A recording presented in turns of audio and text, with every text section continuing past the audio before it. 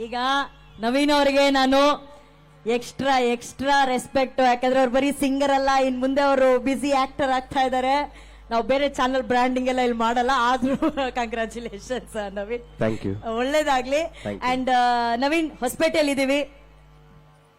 ಊಟ ಫಸ್ಟಾ ಎಣ್ಣೆ ಫಸ್ಟಾ? ಎಣ್ಣೆ ನಮ್ದು ಊಟ ನಮ್ದು ಅಂತ ನೀವೇ ಹೇಳಿದೀರಾ? ಹೌದು.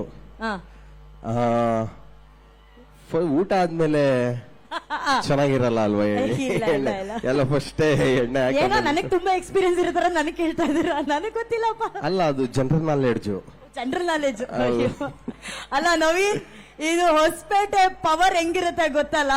ಫಸ್ಟ್ ನಮ್ ಹೊಸಪೇಟೆಯಲ್ಲಿ ಬಂದು ಇವತ್ತು ಯುವ ಸಂಭ್ರಮದಲ್ಲಿ ಭಾಗಿಯಾಗಿರೋದು ಎಷ್ಟು ಖುಷಿ ಆಗ್ತದೆ ಹೇಳಿ? ಬಹಳ ಖುಷಿ ಆಗ್ತಾ ಇದೆ.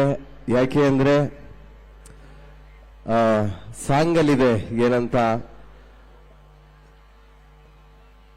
ಅಂದು ಅಭಿಮಾನಿ ದೇವರೆಂದ ಪುಣ್ಯಾತ್ಮ, ಇಂದು ಮನೆ ದೇವರಾಗಿ ಕುಳಿತ ಪರಮಾತ್ಮ ಅಂತ. ಎಲ್ಲ ಮನೆ ದೇವರಿಗೂ ಒಂದೊಂದು ಊರಿರುತ್ತೆ.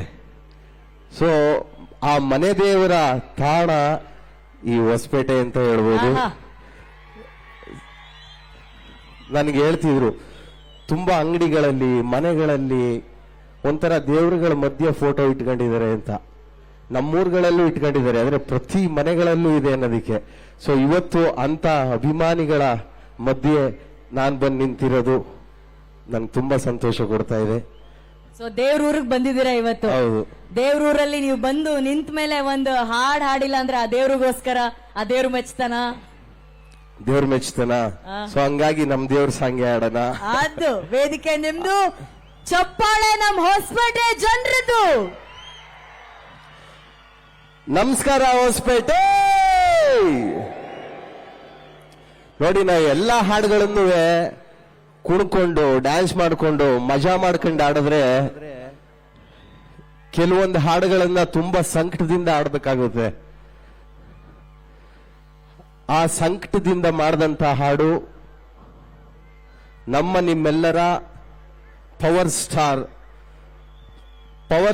ಬಿಟ್ಟು ನಮ್ನೆಲ್ಲ ಬಿಟ್ಟು ಎಲ್ಲೂ ಹೋಗಿಲ್ಲ, ಬಿತ್ತು ಹೋಗಿದ್ದಾರೆ ನಮ್ಮ ನಿಮ್ಮಲ್ಲೆಲ್ಲೇ ಅಂತ ಅಪ್ಪು ಅಜರಾಮರ ಅಂತ ಹೇಳ್ತಾ, ದೊಡ್ಡ ಮನೆ ದೊರೆಯ ಅಭಿಮಾನಿಗಳ ಕೋಟ್ಯಾಂತರ ಅಭಿಮಾನಿಗಳ ನೋವಿನ ಪದಗಳನ್ನ ಹಾಡಾಗಾಡಿದೀವಿ. ಅದೇ ದೊಡ್ಡ ಮನೆ ದೊರೆ.